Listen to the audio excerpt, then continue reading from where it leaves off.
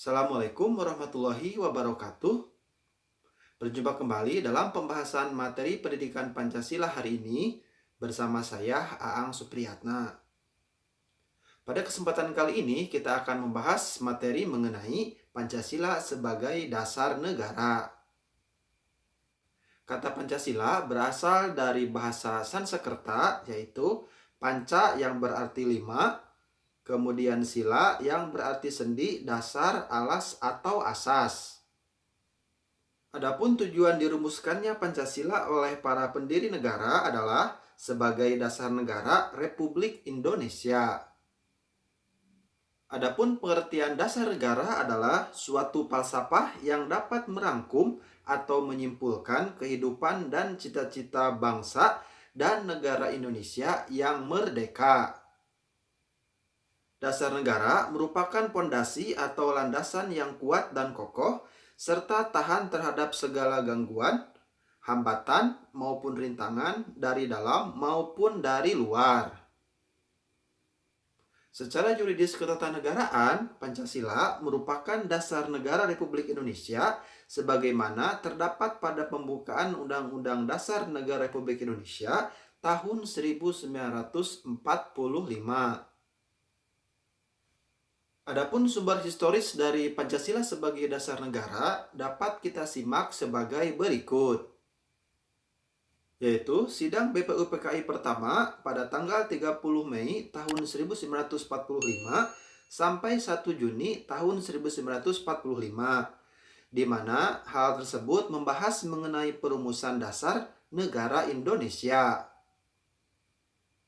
Selanjutnya yaitu pasca sidang BPUPKI, di mana dibentuklah Panitia 9 yang pada tanggal 22 Juni tahun 1945 berhasil merumuskan Piagam Jakarta dan pengesahan Pancasila sebagai dasar negara. Pada tanggal 8 Agustus tahun 1945, PPKI menetapkan rumusan Pancasila sebagai dasar negara Republik Indonesia. Adapun sumber sosiologis Pancasila sebagai dasar negara dapat kita simak sebagai berikut. Pertama, nilai-nilai ketuhanan atau religiusitas sebagai sumber etika dan spiritualitas. Kedua, nilai-nilai kemanusiaan universal yang bersumber dari hukum Tuhan, hukum alam, dan sifat-sifat sosial. Ketiga, nilai-nilai etis kemanusiaan harus mengakar kuat dalam lingkungan pergaulan kebangsaan yang lebih dekat sebelum menjangkau pergaulan dunia yang lebih jauh. Keempat, nilai ketuhanan, nilai kemanusiaan, dan nilai serta cita-cita kebangsaan itu dalam aktualisasinya harus menjunjung tinggi kedaulatan rakyat yang dipimpin oleh hikmat kebijaksanaan. Dan kelima, nilai ketuhanan, nilai kemanusiaan, nilai dan cita kebangsaan, serta demokrasi permusyawaratan untuk mewujudkan keadilan sosial.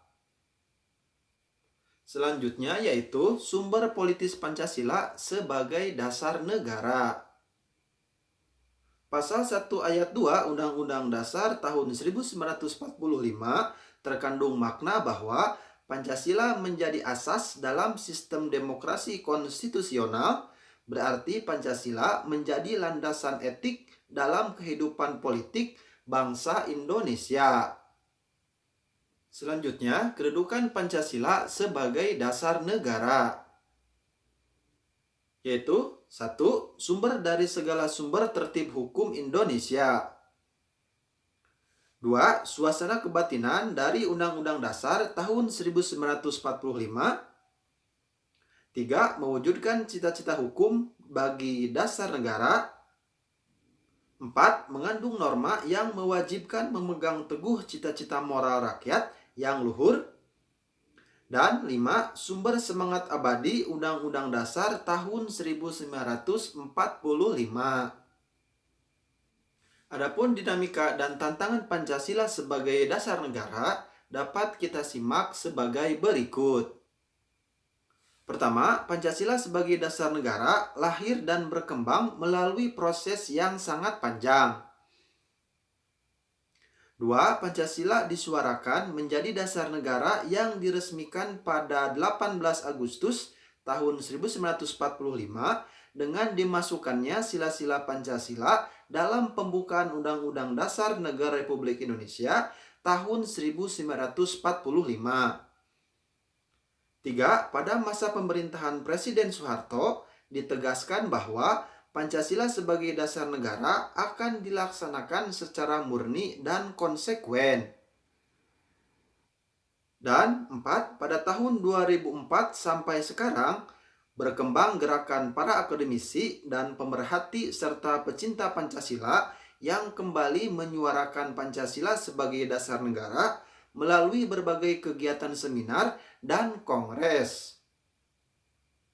Adapun tantangan Pancasila sebagai dasar negara dapat kita simak dari penjelasan sebagai berikut. Pertama, dilihat dari kehidupan masyarakat, terjadi kegamangan dalam kehidupan bernegara dalam era reformasi ini karena perubahan sistem pemerintahan yang begitu cepat, termasuk digulirkannya otonomi daerah yang seluas-luasnya.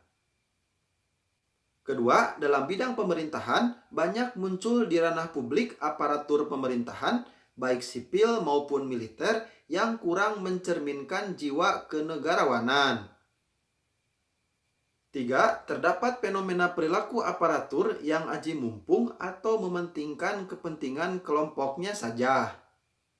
Dan terakhir, masih maraknya perilaku korupsi, kolusi, dan nepotisme.